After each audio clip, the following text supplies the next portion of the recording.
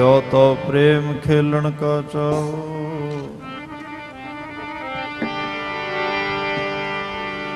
सिर धर तली गली मेरिया।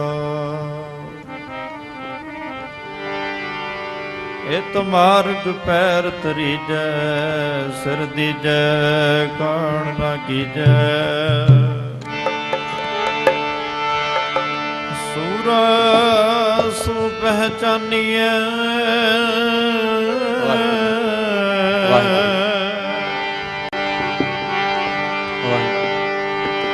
जो लरै दीन के हेत।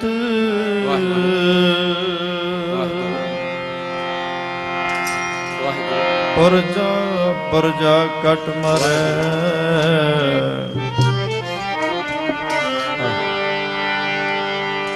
कबहू न छाड़ै खेत। तू सुल्तान कहाँ हो मियाँ, तेरी कब नू मडाई। जो तू दे सो कहा स्वामी, मैं मूर्ख कहण न जाई।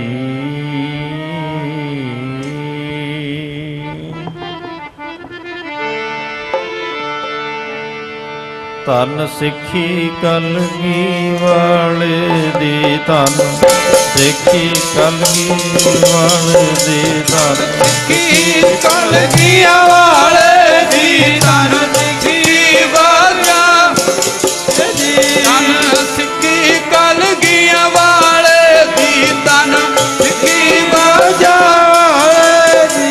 धन सिखी कलगी वाले दी, धन सिखी कलगी वाले दी। सिखी कलगी वाले दी, धन सिखी बाजा दी। धन सिखी कलगी वाले दी, धन सिखी बाजा वाले दी। महिमा किस रसना नाल गावा, सिखी कलगियां वाले दी। सिखी कलगियां वाले दी। मैं किस रसना नाल गावां, धन सिखी बाजा वाले दी। धन सिखी कलगियां। मैं किस रसना नाल गावां, धन सिखी बाजा वाले दी। धन सिखी कलगियां वाले दी। किस रसना नाल गावा, महिमा किस रसना नाल गावा।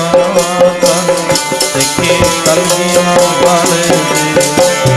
सिखी कलगियां वाले दी। महिमा किस रसना नाल गावां, धन सिखी बाजा वाले दी। धन सिखी बाजा वाले दी। मैं किस रसना नाल गावां, धन सिखी बाजा वाले दी। धन सिखी बाजा वाले दी। जिह्वा एक कवन गुण कहिया, एक मार अंत स्वामी तेरो, तनक नहीं लई है। परम सत्कार ते सन्मानयोग ਸਾਹਿਬ ਸ੍ਰੀ ਗੁਰੂ ਗ੍ਰੰਥ ਸਾਹਿਬ ਮਹਾਰਾਜ ਦੀ ਪਾਵਨ ਪਵਿੱਤਰ ਹਜ਼ੂਰੀ ਦੇ ਅੰਦਰ ਜੁੜ ਬੈਠੇ ਗੁਰਮੁਖ ਪਿਆਰੇ ਸਤ ਸੰਗੀ ਜਨੋ, ਆਓ ਸਾਰੇ ਪਿਆਰ ਸਤਿਕਾਰ ਨਾਲ ਦੋਵੇਂ ਹੱਥ ਜੋੜ ਕੇ ਗੱਜ ਕੇ ਆਖੋ ਜੀ ਵਾਹਿਗੁਰੂ ਜੀ ਕਾ ਖਾਲਸਾ, ਵਾਹਿਗੁਰੂ ਜੀ ਕੀ ਫਤਿਹ।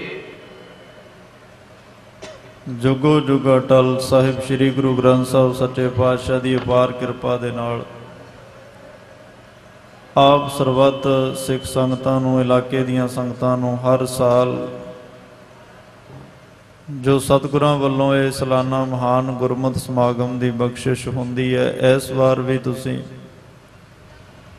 ਸਤਿਗੁਰਾਂ ਦੀ ਰਹਿਮਤ ਦੇ ਨਾਲ ਅੱਜ ਪਹਿਲੇ ਦਿਨ ਰਾਤਰੀ ਦੇ ਸਮਾਗਮ ਵਿੱਚ ਦੂਰੋਂ ਨੇੜਿਓਂ ਹਾਜ਼ਰੀਆਂ ਭਰਨ ਲਈ ਪਹੁੰਚੇ ਹੋ। ਮੇਰੇ ਤੋਂ ਪਹਿਲਾਂ ਗੁਰੂ ਘਰ ਦੇ ਮਹਾਨ ਢਾਡੀ ਜਥਿਆਂ ਪਾਸੋਂ ਵੀਰ ਰਸ ਇਤਿਹਾਸ ਸ਼ਹੀਦਾਂ ਮਰੀਦਾਂ ਦੇ ਸਾਕੇ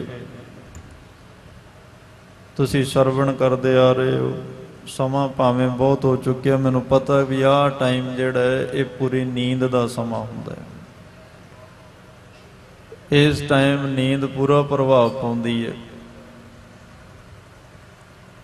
ਵੱਡੇ ਸਮਾਗਮ ਨੇ, ਵੱਡੀਆਂ ਸਟੇਜਾਂ ਤੇ ਟਾਈਮ ਅੱਗਾ ਪਿੱਛਾ ਹੋ ਜਾਂਦਾ, ਕੋਈ ਵੱਡੀ ਗੱਲ ਨਹੀਂ। ਤੇ ਮੈਂ ਤੁਹਾਨੂੰ ਇਹ ਕਹਿਣਾ ਚਾਹੁੰਦਾ ਵੀ ਸੌਂ ਕੇ ਤਾਂ ਆਪਾਂ ਸਾਰਾ ਸਾਲ ਹੀ ਲੰਘਾ ਲਿਆ। ਆ 3 ਦਿਨ ਨੇ, ਜੇ 3 ਦਿਨ ਜਾਗ ਗਏ ਨਾ, ਜਾਗਣਾ ਜਾਗਣ ਨੀਕਾ ਹਰ ਕੀਰਤਨ ਮਹਿ ਜਾਗਣਾ। ਨੀਕਾ ਦੇ ਅਰਥ ਹੁੰਦੇ ਨੇ ਚੰਗਾ।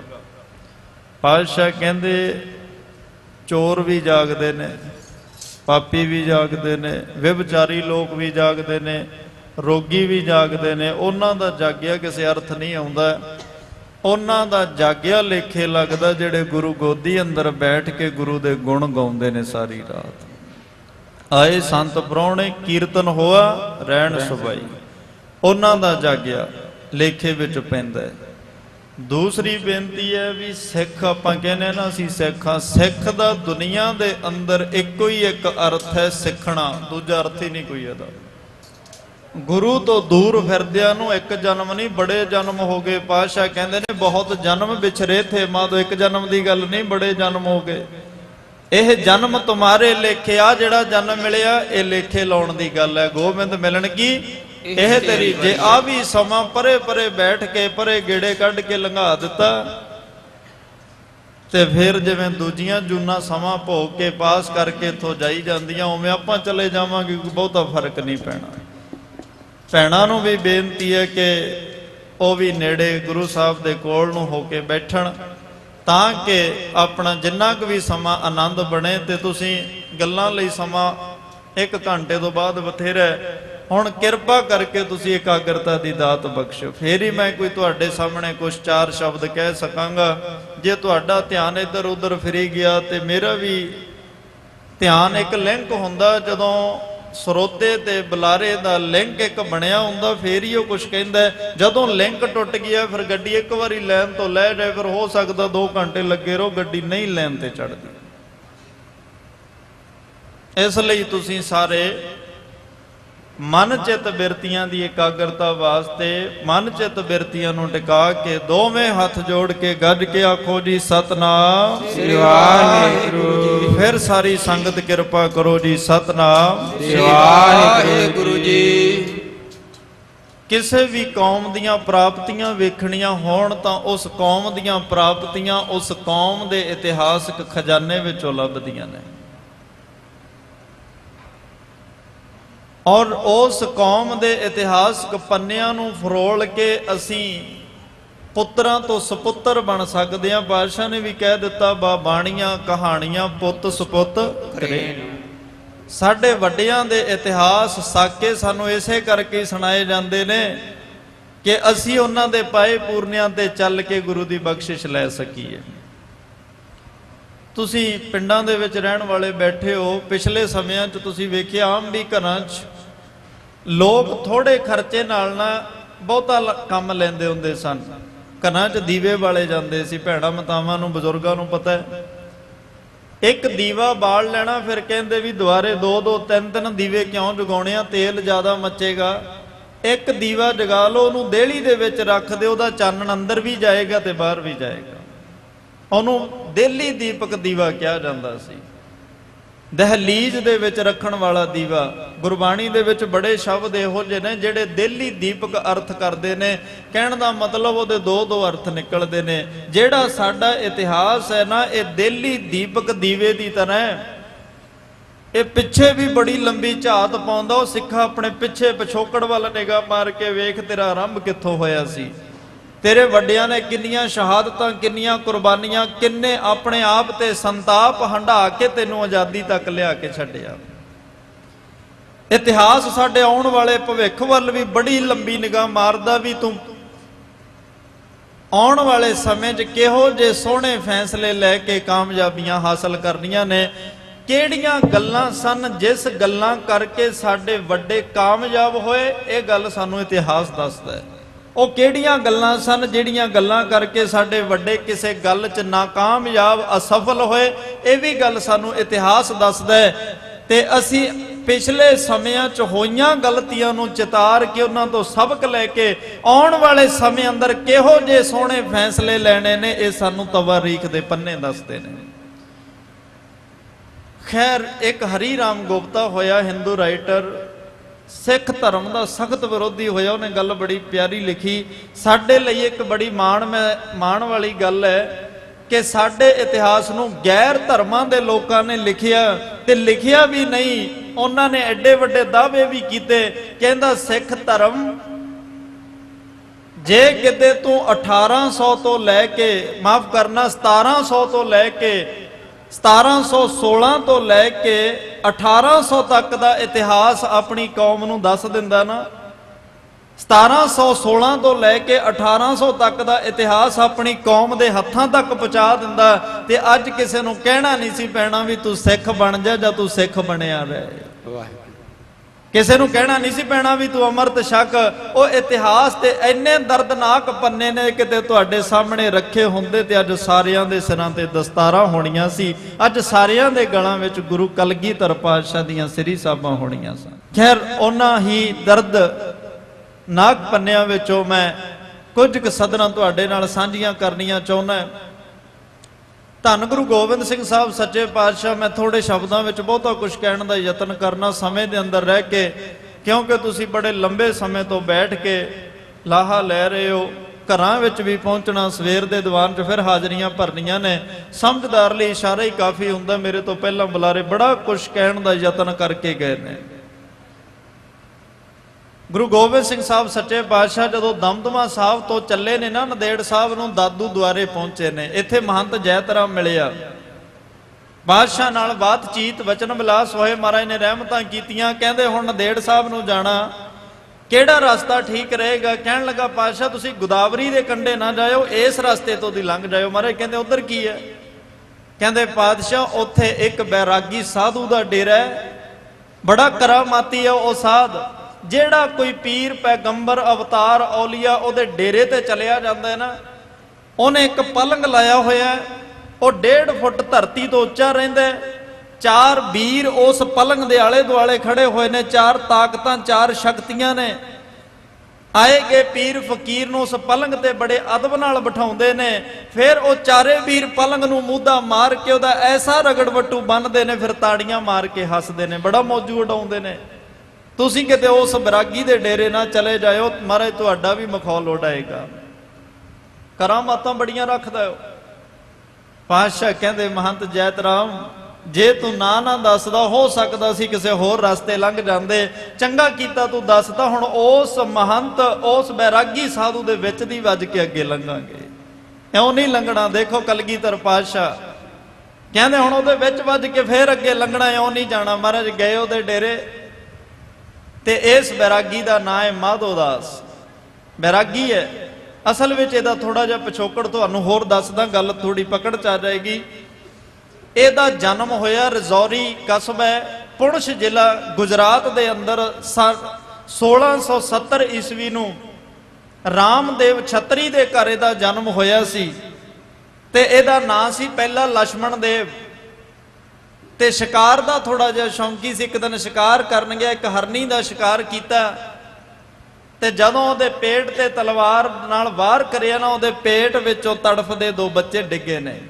ਮਨ ਦੇਖ ਕੇ ਬੜਾ ਬੈਰਾਗੀ ਹੋ ਗਿਆ, ਸ਼ਿਕਾਰ ਕਰਨਾ ਛੱਡ ਦਿੱਤਾ, ਹਥਿਆਰ ਸਿੱਟ ਦਿੱਤੇ, ਤੇ ਹਿੰਦੂਆਂ ਦੇ ਮੱਠਾਂ ਵਿੱਚ ਜਾ ਕੇ ਕਈ ਸਾਲ ਗੁਜ਼ਾਰੇ।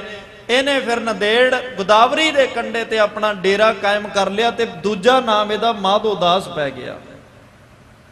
ਬੈਰਾਗ ਇੰਨਾ ਜ਼ਿੰਦਗੀ 'ਚ ਆ ਗਿਆ ਤੇ ਲੋਕ ਬੈਰਾਗੀ ਕਹਿਣ ਲੱਗ ਪਏ। ਖੈਰ ਗੱਲ ਅੱਗੇ ਤੋਂ ਨਾ, ਆਪ ਬੈਰਾਗੀ ਡੇਰੇ ਵਿੱਚ ਨਹੀਂ ਜੰਗਲਾਂ ਵਿੱਚ ਗਿਆ ਹੋਇਆ।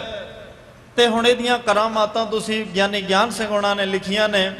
ਇੰਨਾ ਕੁ ਕਰਾਮਾਤੀ ਸੀ ਮਾਧੋ ਦਾਸ ਬੈਰਾਗੀ, ਇਹਨੂੰ ਜੰਗਲਾਂ ਵਿੱਚ ਜੜੀਆਂ ਬੂਟੀਆਂ ਬੋਲ ਕੇ ਦੱਸਦੀਆਂ ਸਨ, ਸਾਨੂੰ ਇਸ ਕੰਮ ਲਈ, ਇਸ ਦਵਾਈ ਲਈ ਵਰਤ ਲੈ।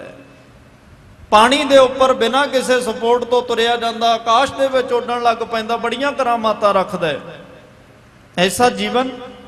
ਪਰ ਅੱਜ ਇਹਨੂੰ ਕੋਈ ਹਲੇ ਤੱਕ ਪੂਰਾ ਮੁਰਸ਼ਿਦ ਨਹੀਂ ਮਿਲਿਆ। ਜਦੋਂ ਪੂਰੇ ਦਾ ਮਿਲਾਪ ਹੁੰਦਾ, ਫਿਰ ਇਹੋ ਜਿਹੇ ਕੰਮ ਨਹੀਂ ਇਨਸਾਨ ਕਰਦਾ, ਛੱਡ ਦਿੰਦਾ ਇਹੋ ਜਿਹੇ ਕੰਮ। ਕਹਿੰਦੇ ਨੇ ਆਪ ਹੈ ਨਹੀਂ ਜਦੋਂ ਸਿੰਘ ਧੰਨ ਗੁਰੂ ਗੋਬਿੰਦ ਸਿੰਘ ਸਾਹਿਬ ਸੱਚੇ ਪਾਤਸ਼ਾਹ ਦੇ ਸਮੇਤ ਇਸ ਬੈਰਾਗੀ ਦੇ ਡੇਰੇ ਵਿੱਚ ਗਏ। ਲਿਖਣ ਵਾਲੇ ਲਿਖਦੇ ਨੇ ਉੱਥੇ ਕੁਝ ਬੱਕਰੇ ਜਾਨਵਰ ਫਿਰਦੇ ਨੇ, ਸਮਝਾਉਣ ਦੇ ਤਰੀਕੇ ਨੇ ਕੁਝ।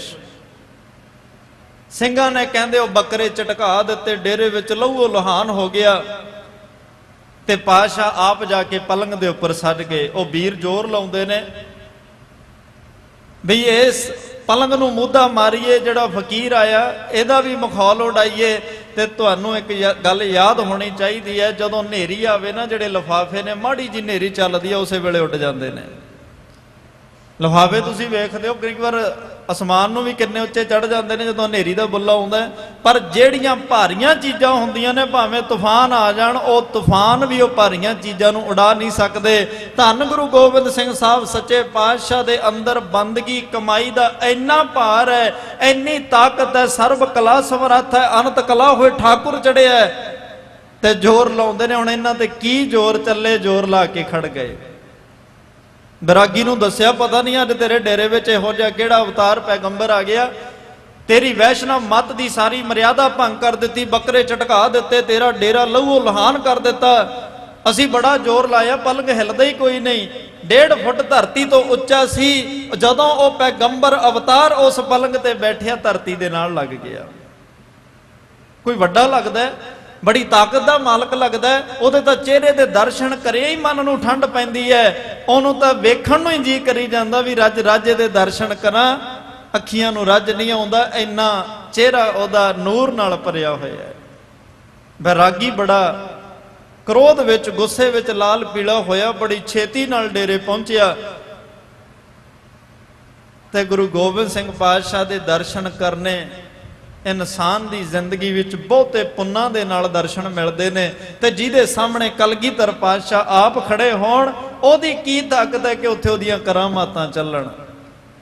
ਜਪਜੀ ਸਾਹਿਬ ਅੰਦਰ ਪਾਤਸ਼ਾਹ ਕਹਿੰਦੇ ਨੇ, ਨਾਨਕ ਨਦਰੀ ਨਦਰ ਨਿਹਾਲ। ਇਹਦੀ ਤਾਂ ਇੱਕ ਨਦਰ ਹੀ, ਨਦਰੇ ਰਹਿਮਤ ਸੇ ਜਿਧਰ ਗੁਰੂ ਨਾਨਕ ਇਸ਼ਾਰਾ ਕਰ ਦਿया, जर्रे को सूरज कतरे को दरिया कर दिया, दैंत साधु बना सज्जन भी सज्जन हो गया। अरे बंदों की बात क्या थी, रीठे को मीठा कर दिया। इश्क की भट्टी में डालकर जिस दम कुंदन किया, नजर भर देखा लहने को तो लहने से अंगद कर दिया। एडी ताकत नदर दे विच। जदों बैरागी आया, पातशाह ने अपने जदों नैना दे वार ओदे वल मारे ना, नीवियां पै गईयां। जिथे खड़ा ਉੱਥੇ बैठ गया। ਹੁਣ ਬੈਠਿਆ ਨਹੀਂ, ਨਮਸਕਾਰਾਂ ਕਰਨ ਲੱਗ ਪਿਆ। ਅੱਗੇ ਨੂੰ ਹੋਇਆ, ਕਹਿੰਦਾ ਕੌਣ ਹੋ ਤੁਸੀਂ? ਮਹਾਰਾਜ ਕਹਿੰਦੇ ਮੈਨੂੰ ਗੋਬਿੰਦ ਸਿੰਘ ਕਹਿੰਦੇ ਨੇ। ਅੱਛਾ, ਤੁਸੀਂ ਗੁਰੂ ਤੇਗ ਬਹਾਦਰ ਪਾਤਸ਼ਾਹ ਦੇ ਸਾਹਿਬਜ਼ਾਦੇ ਹੋ? ਪਾਤਸ਼ਾਹ ਕਹਿੰਦੇ ਤੂੰ ਸੱਚ ਪਛਾੜਿਆ, ਤੁਸੀਂ ਕਲਯੁਗ ਦੇ ਅਵਤਾਰ ਹੋ। ਮਹਾਰਾਜ ਕਹਿੰਦੇ ਤੇਰੇ ਨਿਸ਼ਾਨੇ ਬਿਲਕੁਲ ਸਹੀ ਲੱਗ ਰਹੇ ਨੇ। ਹੱਥ ਜੋੜੇ, ਪਾਤਸ਼ਾਹ ਤੁਹਾਡੀ ਮਹਿਮਾ ਤਾਂ ਬਹੁਤ ਸੁਣੀ ਹੈ, ਪਰ ਮੈਂ ਤੁਹਾਡਾ ਕੀ ਮਾੜਾ ਕੀਤਾ ਸੀ? ਮੇਰੀ ਵੈਸ਼ਨਵ ਮਤ ਦੀ ਮਰਿਆਦਾ ਤੁਸੀਂ ਭੰਗ ਕਰ ਦਿੱਤੀ। ਮੇਰੇ ਡੇਰੇ 'ਚ ਵੇਖੋ ਕਿਵੇਂ ਲਹੂ ਲੁਹਾਨ ਤੁਸੀਂ ਡੋਲ ਕੇ, ਮੇਰੇ ਡੇਰੇ ਦੀ ਮਰਿਆਦਾ ਹੀ ਸਾਰੀ ਭੰਗ ਹੋ ਗਈ। ਮੇਰੇ ਡੋਲੇ ਫਰਕ ਗਏ, ਮੇਰੀਆਂ ਅੱਖਾਂ ਵੇਖੋ ਲਾਲ, ਮੈਂ ਖੂਨ ਨਹੀਂ ਵੇਖ ਸਕਦਾ। ਪਾਤਸ਼ਾਹ ਕਹਿੰਦੇ ਅੱਛਾ।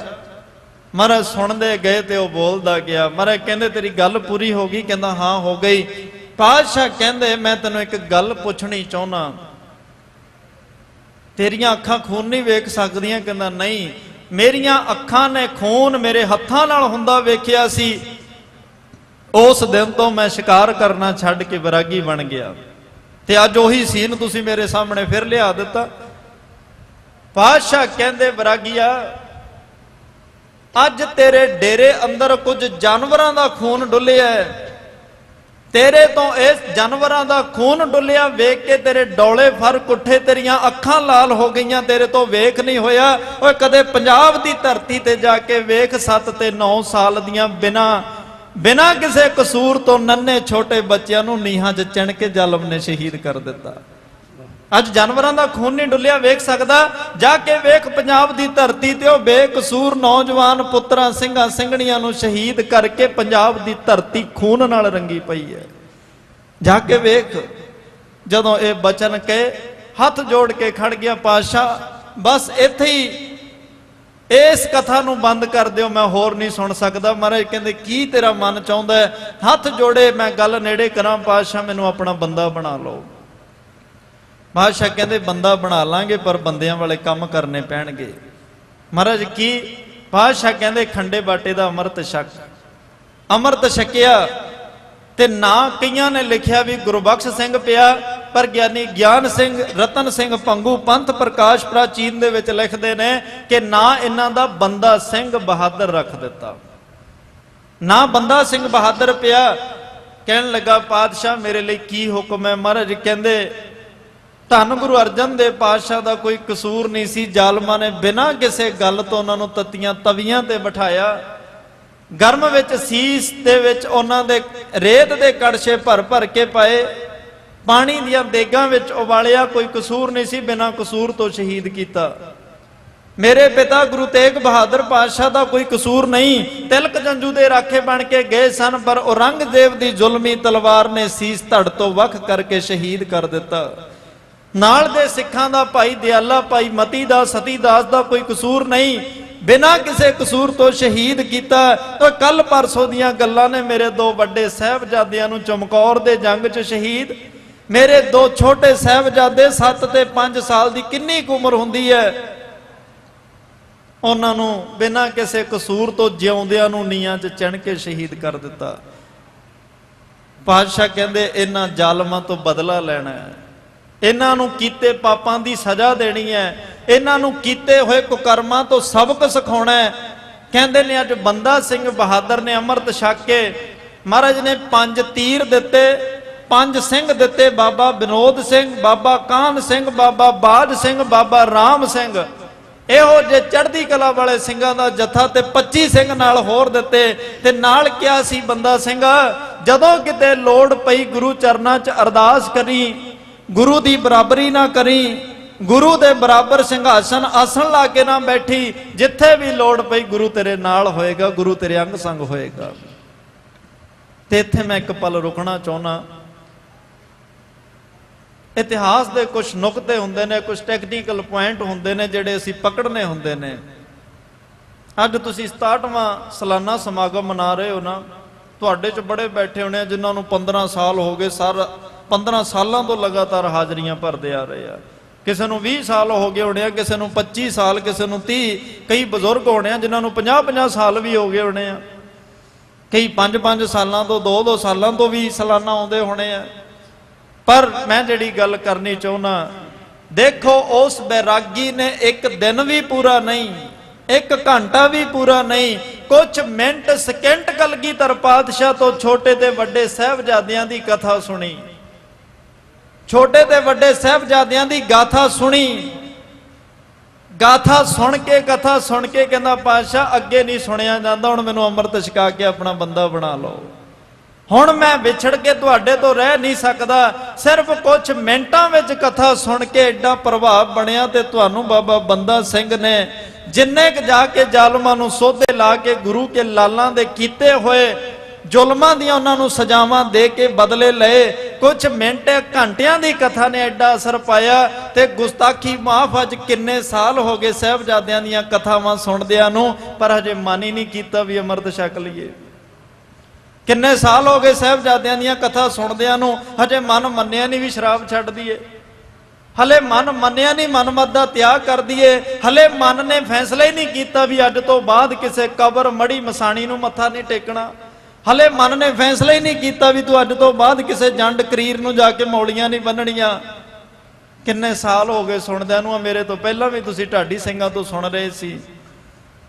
उस वैरागी ने कुछ मिनट सुनिया, सिंह सज के बंदा सिंह बहादुर बन गया।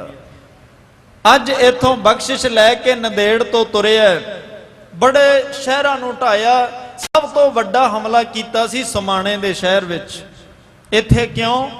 क्योंकि गुरु अर्जन देव पातशाह नूं शहीद करन वाले जालम समाणे विच रहिंदे सन। गुरु तेग बहादुर पातशाह नूं शहीद करन वाले जालम समाणे विच रहिंदे सन। छोटे साहबजादियां नूं नीआं च चिणन वाले शासल बेग ते बाशल बेग, ये दोवें जलाद समाणे विच रहिंदे सन। एक एक दा घर लभ के, एक एक जालम नूं लभ के सौदा ला के गुरु के लालां ते कीते जुल्मां दा बदला लिया। ਦੂਸਰਾ ਸਭ ਤੋਂ ਵੱਡਾ ਹਮਲਾ ਕੀਤਾ ਸੀ ਸਰਹੰਦ ਦੇ ਉੱਤੇ, ਕਿਉਂਕਿ ਸਾਹਿਬਜ਼ਾਦੇ ਕਹਿ ਕੇ ਗਏ ਸਨ, ਵਜੀਦਿਆ ਠੀਕ ਆ ਤੂੰ ਸਾਨੂੰ ਅੱਜ ਨਿਉਆਂ ਚ ਚਿਣ ਕੇ ਇਸ ਸੱਚ ਦੀ ਆਵਾਜ਼ ਨੂੰ ਸਦਾ ਲਈ ਦਬਾਉਣਾ ਚਾਹੁੰਦਾ ਹੈ, ਤੂੰ ਚਾਹੁੰਦਾ ਵੀ ਇਹ ਸਿੱਖੀ ਦਾ ਬੂਟਾ ਅੱਜ ਮੈਂ ਖਤਮ ਕਰ ਦਿੱਤਾ, ਪਰ ਇੱਕ ਗੱਲ ਯਾਦ ਰੱਖੀ, ਹਮ ਜਾਨ ਦੇ ਕੇ ਔरों की जान बचा चले, सिक्खी की नींव है हम सिरों पे उठा चले, सिंगों की सल्तनत का हम पौधा लगा चले, गद्दी उ तख्त बस अब कौम पाएगी, जालमों का नाम निशान तक मिटाएगी। तेरा कुछ नहीं लभना, कुछ समय बाद ही टाइम नहीं पौधा पैण देना खालसे ने, तेरी इस सरहंद की इट नाल इट खड़का के गुरु का खालसा केसरी निशान चला के जाएगा। बोले सोनिहाल श्री अकाल। ते बाबा बंदा सिंह बहादुर ने दूसरा हमला सब तो बड़ा सरहंद किया, इत्थे इट नाल इट खड़का के वजीदे नूं घोड़े दे मगर पा के चप्पड़ चिड़ी दे मैदान च लिजा के बड़े तसीहे दे के मारिया सी, बदला लिया उहदे तो। फिर उस सरहंद दे उपर सब तो उच्चा केसरी निशान चलाया। मैं गल अगे तोरा, वक्त चंगे ते माड़े इंसान ते आउंदे ही रहिंदे ने, जिंदगी दे कुछ चंगे पल हुंदे ने, कुछ माड़े हुंदे ने। कहंदे ने जिंदगी विच सब तो चंगा दिन किहड़ा हुंदा है, कहंदे सब तो चंगा दिन वो है जिस दिन गुरु दी संगत हो जाए। भावें कोई फोन ते ही करा दे 10 मिनट बचन सुना के ना, रस्ते च तुहानूं तुरे जांदियां गुरु घर आउंदियां कोई मिल के 10 मिनट गुरु दीयां कथा सुना दे, जिंदगी दा सब तो चंगा दिन हुंदा है। ते सब तो माड़ा दिन वो हुंदा जिद्दे अपने गुरु ते शंका हो जाए, अपने गुरु दी बराबरी हो जाए, अपने गुरु दे पाए हुए पूर्णिया तो इंसान मुर्ख हो के अपनी मनमत मगर चल के जदों कुछ बनना चाहुंदा, जिंदगी दा सब तो माड़ा पल ते माड़ा दिन हुंदा है। तवारीख दे पन्ने कहंदे ने अज बाबा बंदा सिंह बहादुर दी जिंदगी चों माड़े पल आए। लिखण वालियां ने कहा कि गुरु दे बचनां तो किते ना किते बाबा बंदा सिंह बहादुर जी लांभे हो गए। समय ने करवट लई, अज गुरदास नंगल दी गड़ी दे विच ने, कलानौर तो बाद गुरदास शहर दा नां है, नंगल नेड़े एक पिंड है, इत्थे एक दुनी चंद गुरु घर नूं मनण वाला सिख रहिंदा है। अमृत नहीं छकिया पर भावना जरूर है। इन्हें बाबा बंदा सिंह बहादुर नूं कहा, कहंदा मेरे कोले बहुता लंबा चौड़ा पदार्थ कोई गोली शिक्का बरूद दा तुहाडी मदद लई नहीं, पर मेरे कोले एक हवेली है, तुसी इस हवेली ते कब्जा कर लो, तुहाडा काफी बचाव हो सकदा है। कहंदे ने उस गुरदास नंगल दी हवेली दे विच कब्जा कीता सिंघां ने। किसे ने कहा 1000 सिंह है, किसे ने कहा 10,000 सिंह है, किसे ने किन्नी गिणती दसी है, किसी ने किन्नी। बाबा बंदा सिंह बहादुर अपने समुचे जथे समेत उस गढ़ी ते काबज हो गए। इन्ना समा नहीं कि उस गढ़ी नूं सवार लैण, चंगी तरह मोर्चा बंदी कर लैण। 4 तरह की फौज लाई है फरख्सियर खान, उस वेले मौके का बादशाह। फरख्सियर खान ने सब तो पहला अबुद्ध समुंद खान जिहड़ा गवर्नर है लाहौर का, वह अपनी फौज लैके आया। दूसरी फौज सी कबरदीन दी, तीसरी फौज सी जकरिया खान दी, ते चौथी फौज सी उथों दी लोकल। 1 लाख दे करीब फौजी दस्ते गड़ी दे आले दुआले ला के गड़ी नूं घेरा पा लिया। अज इह सिख कौम दे अंदर दूजा चांस सी, जां तां घेरा पिया सी आनंदगढ़ दे किले नूं, ते जां अज घेरा पिया गुरदास नंगल दी गड़ी नूं। 6-7 महीनों का समय आनंदगढ़ के किले नूं घेरा पिया लंघिया सी, ते अज 8 महीनों के करीब समा लंघ चलिया, गुरदास नंगल की गढ़ी नूं घेरा पिया। ते साध संगत, ये साडा जिहड़ा शरीर है ये रोटी वास्ते बनाया, इस शरीर वास्ते रोटी बनाई है। महाराज ने बाणी च भी कहा 3.5 मन देहोरी चले पानी अन्न, आयो बंदा दुनी विच वत असुणी बन। पर अज मोर्चा बंदी इन्नी क सख्ती नाल कीती गई, इन्ना क सख्त पैरे लाए, ना तां गड़ी विचों बाहर कोई आ सकदा ते ना बाहरों अंदर कोई जा सकदा है। कित्थों राशन आवे, कित्थों पदार्थ आउण, की छकण सिंह। असीं एक दिन ना प्रशादा छकीए तो साडे चेहरे कमला जांदे ने, बड़े फखर नाल कहने अज मैं सवेर दी रोटी नहीं खाधी, इन्ना काम करिया आ। कह दिंदे आ ना अज 2 दिन हो गए रोटी नहीं मिली, पर मैं काम नहीं पिछे रहन दिता। अज 8 महीने हो चले ने, ਸਿੰਘਾਂ ਨੂੰ लंगर नहीं नसीब होया। दरख्तां झाड़ियां दे पत्ते तोड़ तोड़ के पी पी के जूस बना के जिवें किवें सरिया जिंदगी का गुजारा किया।